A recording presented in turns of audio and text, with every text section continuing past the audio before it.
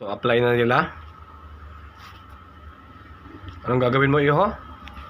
Insert muna yung flash drive. Flash drive ba? Bootable. Okay. Turn on. Yes. F2 para sa... Para po pasokin yung BIOS, sir. Okay, then susunod dyan. Next, punta sa boot. Boot, then... Tignan kung naka-legacy. O, yung boot mode. Yes. Then susunod. USB, sir. O, anong gagawin sa USB?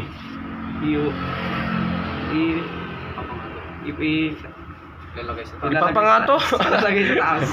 Okay, lalagay sa taas siya. Dapat siya yung number 1. No, sa boot priority. Susunod doon yung HDD natin. Which is, nasan yung HDD? Sir, taas. Nasan yung HDD natin? HDD, hard drive. Sa taas, sir. Yung nasa, dapat yan yung number? Number 2, okay. Yes. O, ano nang ginagawa mo? Oh, USB. number 5 yung USB, ano mo, oh. Okay, then after that, F10. Pindutin ng F10. Then yes. okay. So, anong gagawin dyan? Sir, hintayin lang na ba? Anong pipiliin mo? Sir, 64-bit. Okay. Mabilis mo namang madadetermine yung laptop kung naka 64-bit ba or 32-bit eh.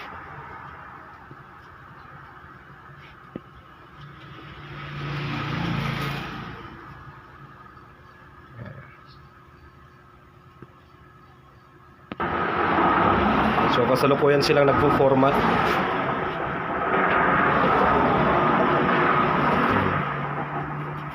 At least para matututunan din nila on their own.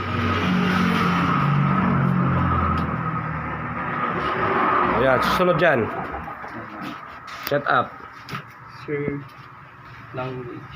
Ano, hindi, wag mo nang gagalawin yan. Okay na yung United States, alam namang Filipino yung language na ikabil mo. Oh! Time and currency, ano yung lalagay natin dyan? Sir, Philippines. English Philippines.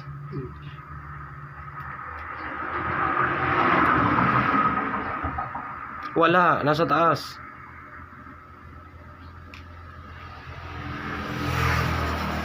So, time and currency format, English Philippines.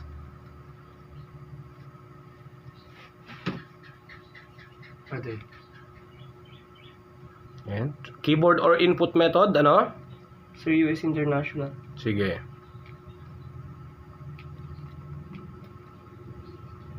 Wala na, nasa baba ata.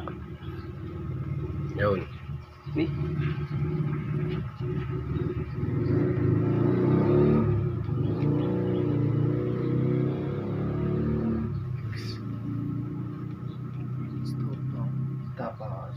Yan. So, anong gagawin dyan? Hintayin lang ulit.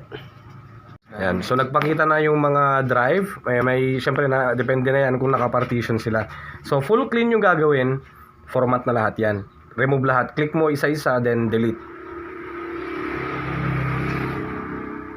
Full clean yan, no? Full clean lang tawag natin yan. Pero mostly sa mga clients, kailangan nila yung mga files nila.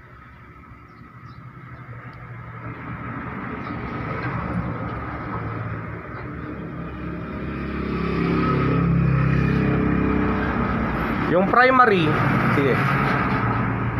Yung primary partition dyan, yan.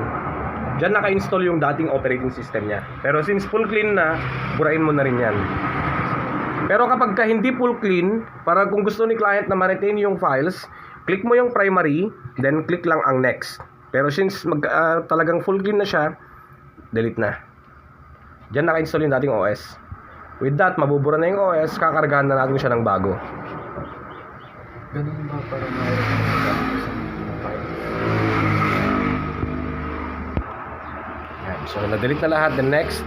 Then, hintayin lang ulit na matapos yan. Pag magpakita yung yung restarting in 10 seconds, remove nyo para hindi na naman maulit yung buong process.